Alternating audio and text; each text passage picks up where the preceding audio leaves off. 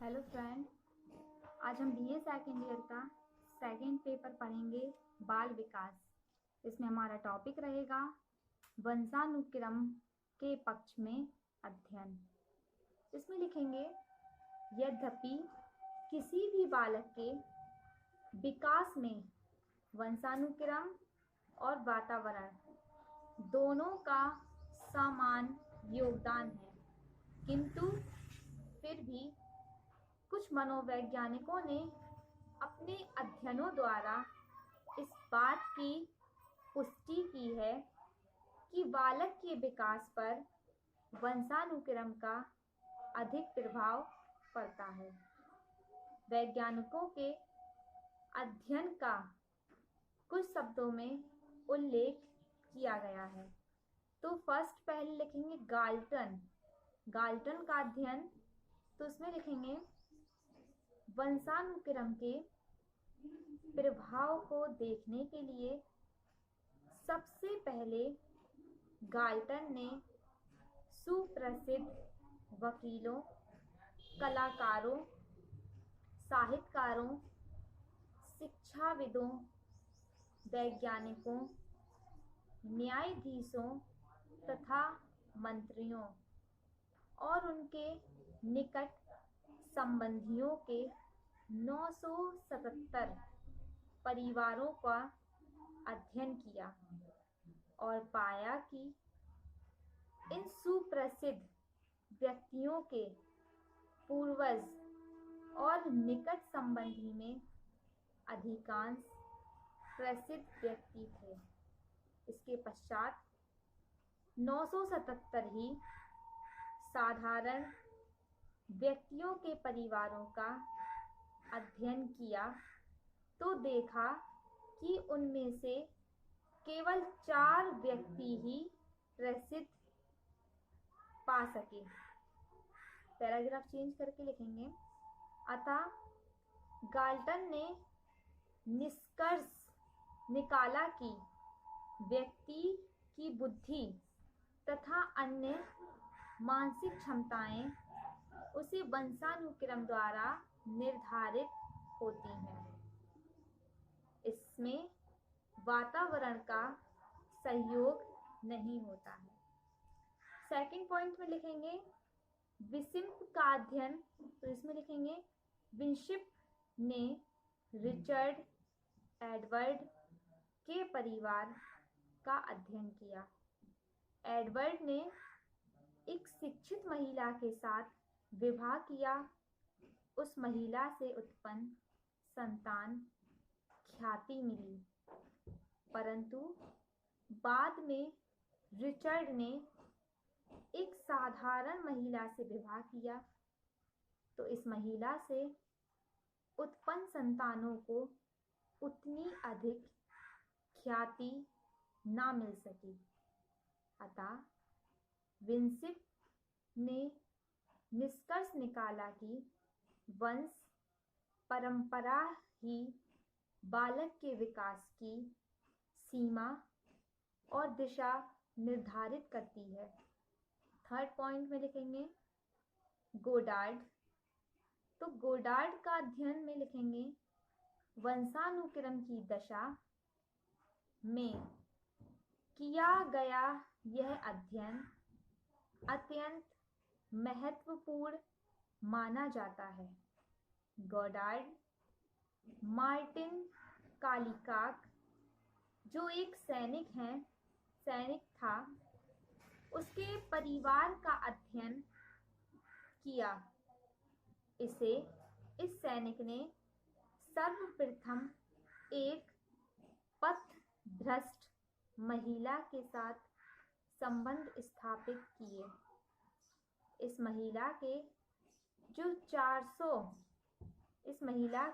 480 वंशज थे, उनमें 143 मंदबुद्धि, 46 साधारण बुद्धि थे तथा निम्न नैतिक स्तर के थे।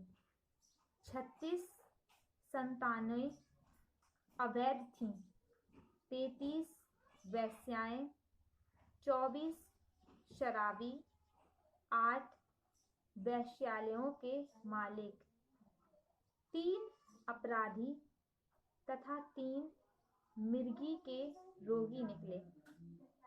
बाद में काली काक ने एक सामान्य महिला से विवाह किया, जिसके सभी वंशज सामान्य कोटि के व्यक्ति हुए।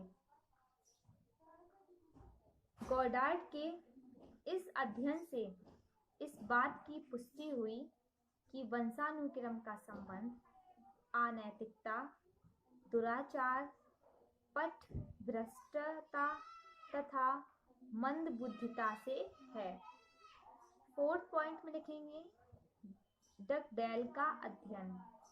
तो डगडेल के अनुसार डगडेल ने जियूक्स नामक एक मछली शिकार की परिवार का अध्ययन किया।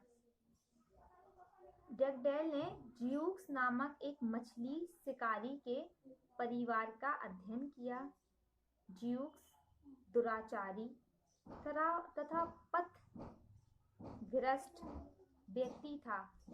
उसने विवाह भी अपने अपमान पथभ्रष्ट महिला से किया। इन दोनों के जो 1000 वंशज हुए, उनमें 355 में ही मर गए, 310 भिक्षुक, 240 आजीवन रोगी, 130 अपराधी तथा 7 हत्यारे निकले। केवल 20 ही ऐसे निकले जो सामान्य कोटि के थे।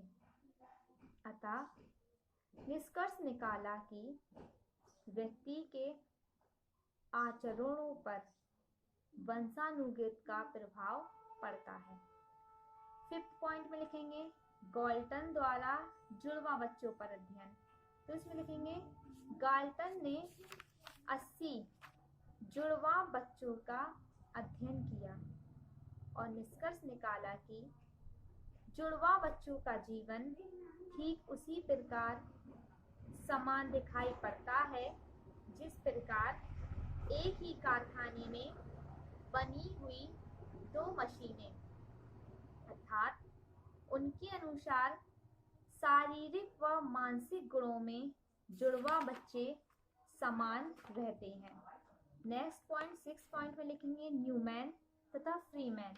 तो न्यूमैन तथा फ्रीमैन का अध्ययन के अनुसार इन दोनों ने 2 जुड़वा बच्चे रिचर्ड तथा रेमंड का अलग अलग वातावरण में रखकर अध्ययन किया। 1 माह की अवस्था से ही रिचर्ड को एक ट्रक चलाने वाले को दे दिया गया और रेमंड का पालन पोषण 14 माह की आयु से एक डॉक्टर परिवार में हुआ, जिसमें रेमंड को रिचर्ड से अधिक सुंदर तथा स्वच्छ वातावरण मिला। 10 वर्ष बाद जब दोनों का अध्ययन किया गया तो शारीरिक गुणों में नहीं, बुद्धि में भी दोनों समान पाए गए। व्यक्तित्व परीक्षण से भी उनके व्यक्तित्व में समानता पाई गई। अतः उन्होंने प्रमाणित किया कि व्यक्तित्व विकास को वंशानुक्रम प्रभावित करता है। लास्ट 7 पॉइंट में लिखेंगे थार्नडाइक का अध्ययन। तो लिखेंगे थार्नडाइक ने 50 जुड़वा बच्चों पर 6 मानसिक परीक्षण किए और निष्कर्ष निकाला कि साधारण भाई बहनों की तुलना में जुड़वा बच्चों की मानसिक योग्यता में दुगनी समानता होती है।